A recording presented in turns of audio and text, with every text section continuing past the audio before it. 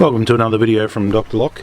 Today on the table is a Lane 1000 mortise lock which wishes to identify differently. So I'm going to take you through and show you how to do that. At the moment, this lock right here, I see I've put it in a comfortable position. Most comfortable position is out of the bag at the moment. And this particular lock right here, if you were to look at it, the bolt on this one here is on a slant like here.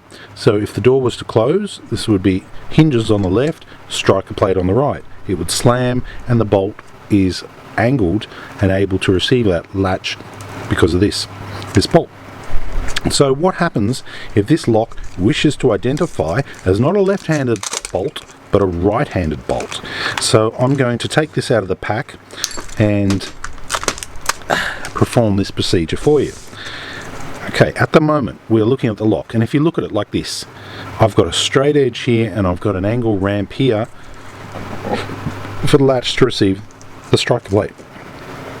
If it wants to be reversed, and it's not up to me to decide this, it's up to the user, the lock owner, and the lock itself. I put the lock in the most comfortable position and I just go over and make sure everything's good, everything's right, then we perform the procedure. Let's reverse this lock. Change it from a lefty to a righty. Okay, so first thing we do, everything's in front of us here, the lock is firmly on the table, it's in a comfortable position, stable side you could say, and I get my Phillips head screwdriver and I start on this Phillips head screw right here. Now this is a Lane 1000 mortise lock, so there's 2 screws. Sometimes you might do this on a mortise lock and there might be 3 screws, but it's all the same. You remove the 2 screws. With 2 fingers, you lift the lock body off, do that tricky little finger flip, ready? Like that. Place it in front. Then you now look at the lock and you can see that there's a spring loaded right here. So I'm going to get just a very fine screwdriver. A butcher's Phillips will do for me because I am a professional, and I'm going to push that spring and I'm going to work it until it jumps over my Phillips head needle, and I'm just going to remove that spring like that, taking all due care and not disturbing any other part of this lock. Now I'm going to get my index finger, my big finger, my pointer finger, this one. I'm just going to push it down. I have a spring loaded section right here, and if I push it I can feel it spring loaded. Whoop. It just shot its load at me. I'm going to put his spring right there. Okay, now I'm going to push it one more time. This time I'm going to use 2 fingers, 2 pointers, and I'm going to grab this bolt and I'm going to rotate it around 180 degrees. I'm now going to place it back in its opening hole thingy slot and push it back. Okay, the bolt has been reversed, but like any good C-section, you got to put the rest of the juice and the stuff back in there. So let's start with the spring, which makes that latch spring loaded. Now I'm going to put my finger here, left pointer, and I'm going to test it. 1, 2, 3.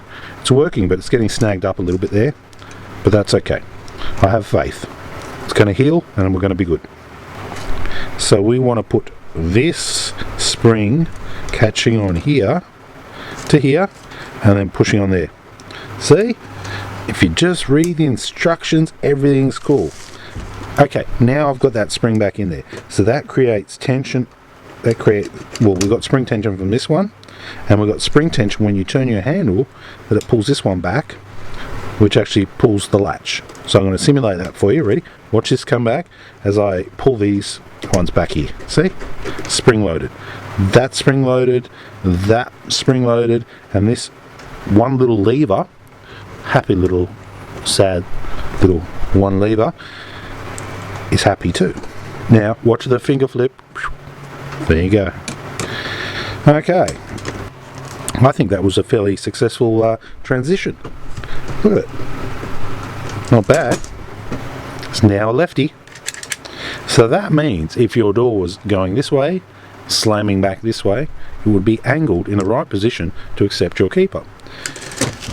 I hope this procedure has been easy for you, and I hope you got something from it. If you would like to leave a comment down below, you can do so. I might read it, I might not, I might delete it. Your choice. But we have successfully reverse-handed a Lane 1000 mortise lock with little or no fatalities. Ah, what a day. Thanks for watching.